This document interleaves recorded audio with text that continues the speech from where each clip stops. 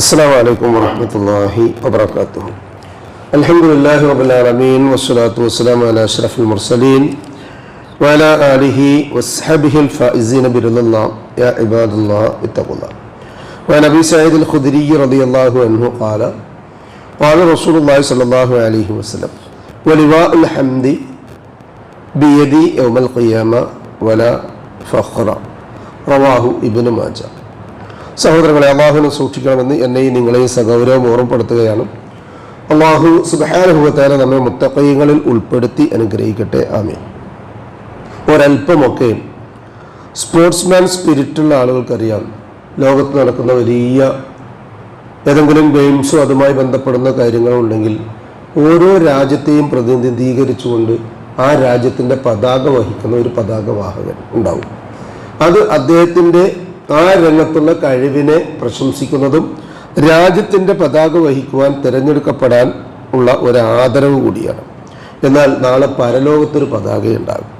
ലിവാ ഉൽ ഹംദ് എന്നാണ് അതിൻ്റെ പേര്.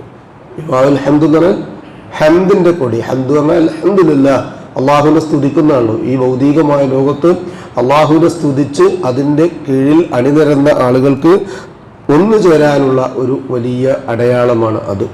ആ പതാകയുടെ വാഹകൻ അഷ്റഫുൽ ഖൽഖ് മുഹമ്മദ് മുസ്തഫ സല്ലല്ലാഹു അലൈഹി വസല്ലം ആയിരിക്കും. അപ്പോൾ അതിൻ്റെ കീഴിൽ അണിനിരക്കുന്നതോ റസൂലുള്ളാഹി സല്ലല്ലാഹു അലൈഹി വസല്ലമയുടെ ഉമ്മത്തിൽപ്പെട്ട ആളുകൾ. അത് റസൂലുള്ളാഹി സല്ലല്ലാഹു അലൈഹി വസല്ലമയുടെ ഒരു സവിശേഷതയാണ്, അല്ലെങ്കിൽ ഒരു മഹത്വമാണ്.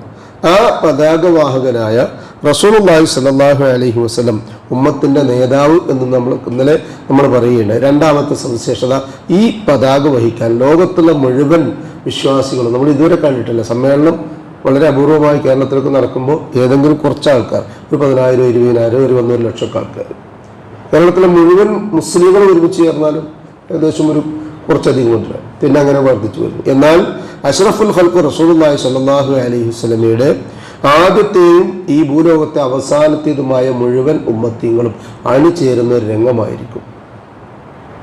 വലിയ മഹത്തായ അത്ഭുതകരമായ രംഗത്ത് റസൂൽ പറയാം വലിവാ ഉൽ ഹംദ്.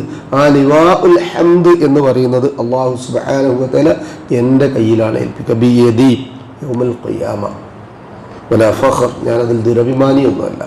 അല്ലാഹു സുബ്ഹാനഹു വ തആല റസൂലുള്ളാഹി സ്വല്ലല്ലാഹു അലൈഹി വസല്ലമയുടെ ഉമ്മത്തീങ്ങളിൽ ഉൾപ്പെടാനും നാളെ പാരത്രികമായ ലോകത്ത് ആ ലിവാ ഉൽ ഹംദിൻ്റെ കീഴിൽ അണിനിരക്കാനുമുള്ള തൗഫീഖ് നമുക്ക് ഏവർക്കും നൽകി അനുഗ്രഹിക്കട്ടെ. നമ്മിൽ വന്നുപോയ എല്ലാ പാകപ്പിഴവുകളും അല്ലാഹു പരിഹരിച്ച് മാപ്പാക്കി അവ മറച്ചു വെച്ച് ഇരുലോകത്തും നമ്മെ അനുഗ്രഹിക്കട്ടെ. അവയ്ക്കൊക്കെ പകരം നന്മകൾ ചെയ്യാൻ കഴിയുന്നിടത്തോളം കാലം അള്ളാഹു നമുക്ക് തൗഫീഖ് നൽകി അനുഗ്രഹിക്കട്ടെ. നമ്മിൽ നിന്നും മരണപ്പെട്ടവർക്ക് അള്ളാഹു മഗ്ഫിറത്തും റഹ്മത്ത് നൽകി അനുഗ്രഹിക്കട്ടെ.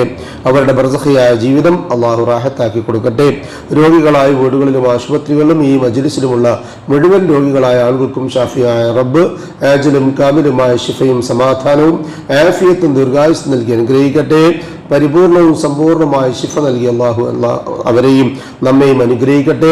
ക്ഷമിക്കാൻ വയ്യാത്ത, സഹിക്കാൻ വയ്യാത്ത, മരുന്നില്ലാത്ത മാരകമായ എല്ലാവിധ രോഗങ്ങളിൽ നിന്നും അള്ളാഹു നമ്മെ കാത്തുരക്ഷിക്കട്ടെ. എല്ലാവിധ ബലാഗ് മുസീബത്തുകളിൽ നിന്നും അള്ളാഹു നമ്മെ കാത്തുരക്ഷിക്കട്ടെ.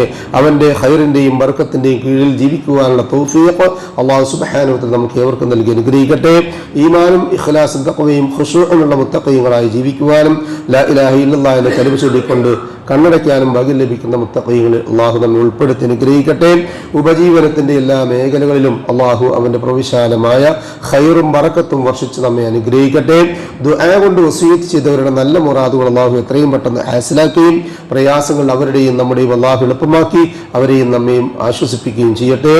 നാളെ ജന്നാത്തുൽ ഫിർദൗസിൽ അമ്പിയാക്കളും മുർസലുകളും ഔലിയാക്കളും സലഫുസ്സാലികളും സിദ്ദീഖുകളും ശുഹദാക്കളുമുള്ള സ്വർഗത്തിൽ പ്രവേശിക്കാൻ സാധുക്കളായ നമ്മുടെ മാതാപിതാക്കൾക്കും നമുക്കും കൂട്ടുകുടുംബങ്ങൾക്കും അല്ലാഹു തൗഫീഖ് നൽകി അനുഗ്രഹിക്കട്ടെ.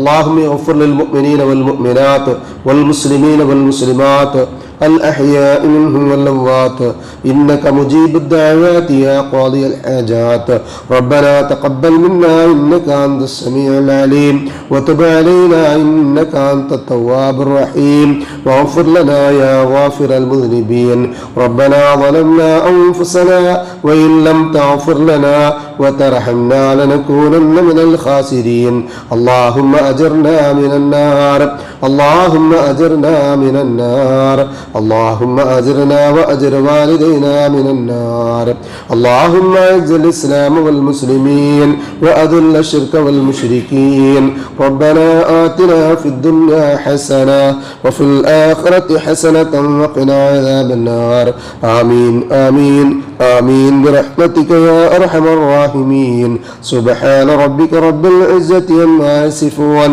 وسلام على المرسلين والحمد لله رب العالمين سبحانك اللهم وبحمدك أشهد أن لا إله إلا أنت أستغفرك وأتوب إليك السلام عليكم ورحمة الله وبركاته.